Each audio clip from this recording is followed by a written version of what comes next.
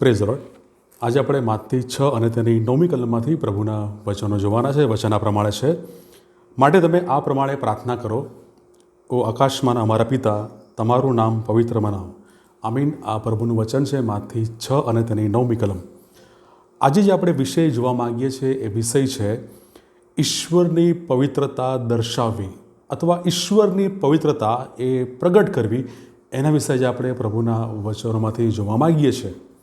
ઈશ્વર એ પવિત્ર છે અને તેમની પવિત્રતાને આપણે આપણા જીવનોમાં અને આપણી રોજિંદી જે બાબતો છે, ક્રિયાઓ છે અને આપણા સમગ્ર અસ્તિત્વમાં એ ઈશ્વરની પવિત્રતાને આપણે દ્રશ્યમાન કરવી જોઈએ, પ્રગટ કરવી જોઈએ. એ બાબત આપણને પવિત્ર શાસ્ત્ર જણાવે છે. ઈશ્વરના નામને પવિત્ર મનાવવું અથવા ઈશ્વરના નામને કેવી રીતે આપણે પવિત્ર મનાવી શકીએ તે વિશે આજે આપણે થોડું મનન કરવા માંગીએ છીએ. અને ઈશ્વરના નામને પવિત્ર મનાવવાને માટે, પવિત્ર કરવાને માટે દરેક સામાન્ય બાબતોથી, સામાન્ય વસ્તુઓથી અથવા સામાન્ય દરેક જે બાબતો છે એ બધાથી ઈશ્વરને આપણે જ્યારે અલગ રાખીએ છીએ ત્યારે આપણે ઈશ્વરનું નામ પવિત્ર મનાવીએ છીએ, ઈશ્વરને પવિત્ર મનાવીએ છીએ. અને તેને આપણા જીવનમાં, એની સાથે તેને ઈશ્વરને આપણા જીવનમાં જ્યારે પ્રથમ સ્થાન આપીએ છીએ ત્યારે આપણે ઈશ્વરને પવિત્ર મનાવીએ છીએ. અને ઘણા લોકો વિશ્વાસની વાત કરે છે, અમે વિશ્વાસી છે, વિશ્વાસની વાત કરે છે, પણ તે જીવનોમાં, તે વ્યક્તિના જીવનોમાં ઈશ્વરના નામને પવિત્ર મનાવતા નથી. તે લોકો ઈશ્વરના નામને પવિત્ર મનાવતા નથી તેમના જીવનોમાં, અને એ થોડું અયોગ્ય છે. યોહાન 8:44 પ્રભુ ઈસુ ખ્રિસ્ત યહૂદી આગેવાનોને બરાબર ઠપકો આપે છે અને કહે છે, તમે તમારા પિતા શૈતાનના છો. વિશ્વાસી છે, પણ જો વિશ્વાસી હોવા છતાં જો આપણા જીવનોમાં ઈશ્વરની પવિત્રતા એ દ્રશ્યમાન થતી નથી તો આપણું વિશ્વાસી રહેવું, બની રહેવું એ વ્યર્થ છે, એ નિરર્થક છે. કેવી રીતે ઈશ્વરની પવિત્રતાને આપણા જીવનોમાં દ્રશ્યમાન કરી શકીએ, પ્રગટ કરી શકીએ? 3 બાબતો. સૌથી પહેલી બાબત, ઈશ્વરના નામને પવિત્ર મનાવવાનો અર્થ કે ઈશ્વરની પવિત્ર હાજરી વિશે આપણે જ્યારે જાગૃત રહીએ છીએ ત્યારે આપણે ઈશ્વરના નામને પવિત્ર મનાવીએ છીએ. અને આ બાબત આપણને ઈશ્વરની પ્રાથમિકતા તરફ આપણને આગળ વધારે છે. ઈશ્વરની પ્રાથમિકતા તરફ આપણું ધ્યાન એ કેન્દ્રિત કરે છે અને ઈશ્વરના દ્રષ્ટિકોણથી આપણા જીવન અને જીવનના દરેક પાસાને જોવાને માટે એ બાબત આપણી મદદ કરે છે. અને ગીતશાસ્ત્રી તેના 16મા અધ્યાયની 8મી કલમમાં એ કહે છે, મેં મારી સમક્ષ યહોવાને નિત્ય રાખ્યા છે. સૌથી પહેલી બાબત, ઈશ્વરના નામને પવિત્ર મનાવવું કેવી રીતે?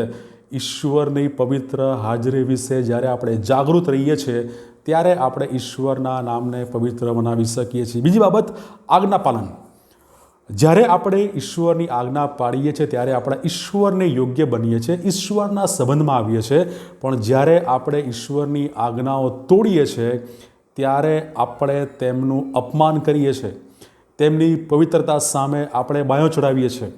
અને પ્રભુ ઈસુ ખ્રિસ્ત એ કહે છે કે જો તમે મારી આજ્ઞાઓ પાળો છો તો તમે મારા શિષ્યો છો, તમે મારા યોગ્ય છો. પણ જો આપણે તેમની આજ્ઞાઓ પાળતા નથી તો આપણે ઈશ્વરની પવિત્રતાને નકારીએ છીએ.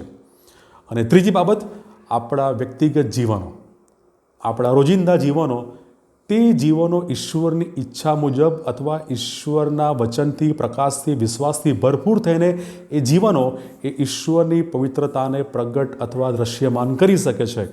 અને આપણે જોઈએ છીએ માથી 5મો અધ્યાય 16મી કલમ. પ્રભુ કહે છે, તમારું અજવાળું લોકોની આગળ એવી રીતે પ્રકાશવા દો કે તેઓ તમારી સારી કરણી જોઈને આકાશમાંના તમારા પિતાની સ્તુતિ કરે.